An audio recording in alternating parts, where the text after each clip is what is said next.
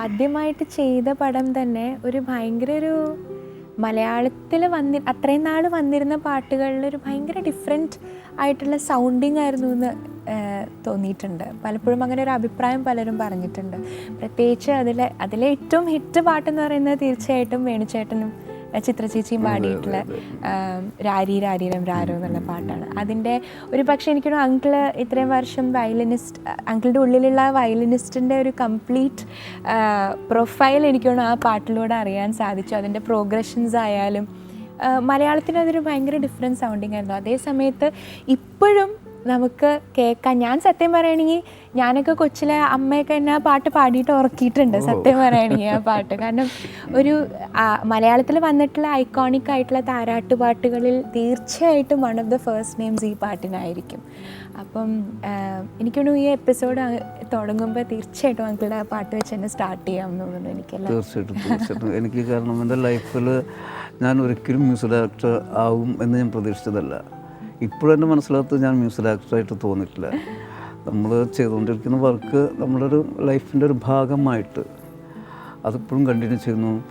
പിന്നെ അന്ന് എനിക്ക് മ്യൂസിക് ചെയ്യാനൊന്നും അറിയില്ലായിരുന്നു, ഇപ്പോഴും അറിയില്ല, അന്ന് ഒട്ടും അറിയില്ലായിരുന്നു. പിന്നെ ദൈവം എന്നെ ആക്കിയതാണെന്നാണ് ഞാൻ വിശ്വസിക്കുന്നത്.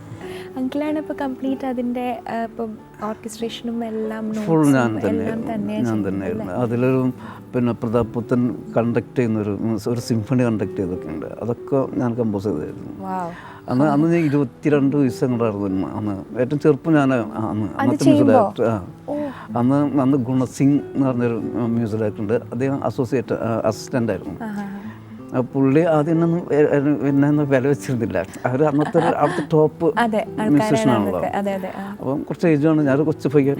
അപ്പോൾ ഞാൻ ചെയ്ത ഇതിൻ്റെ സ്കോറുണ്ട് മ്യൂസിക്കിൻ്റെ, അത് അദ്ദേഹത്തിന് കൊടുത്തു, അത് കോപ്പി ചെയ്യാൻ പറഞ്ഞിട്ട്. അപ്പോഴാണ് എഴുന്നേറ്റുന്നത് എന്നെ എഴുന്നേറ്റുന്ന് സാറെന്ന് പറഞ്ഞിട്ട്.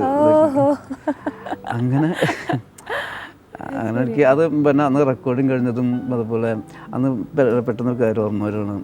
രാരീരായിരം എന്ന പാട്ട് ചിത്ര പാടുന്ന സമയത്ത് ചിത്രയുടെ അച്ഛനുണ്ട് കൂടെ.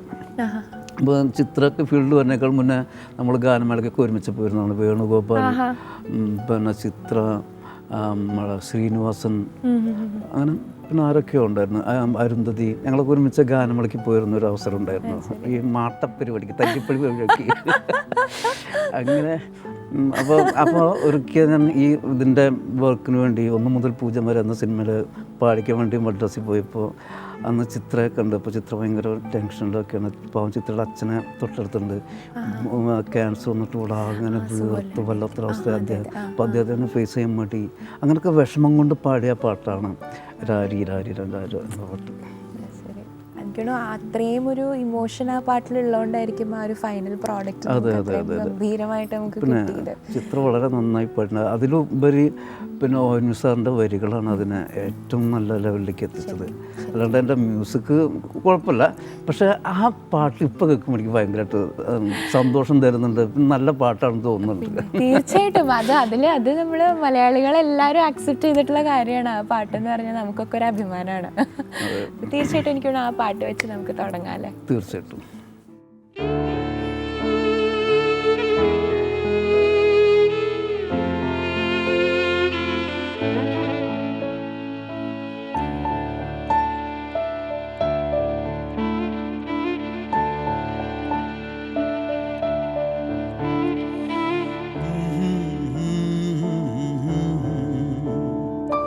രാരി രാരിരം രാരോ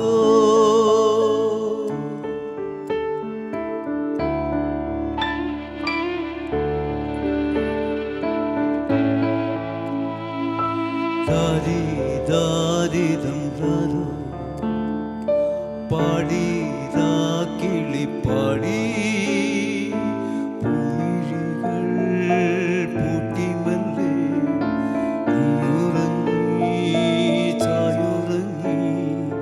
സ്വപ്നങ്ങൾ പൂവിടും പോലെ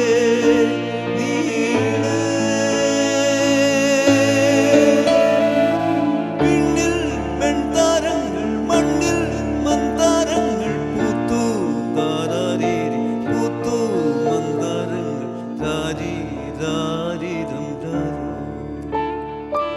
പാടി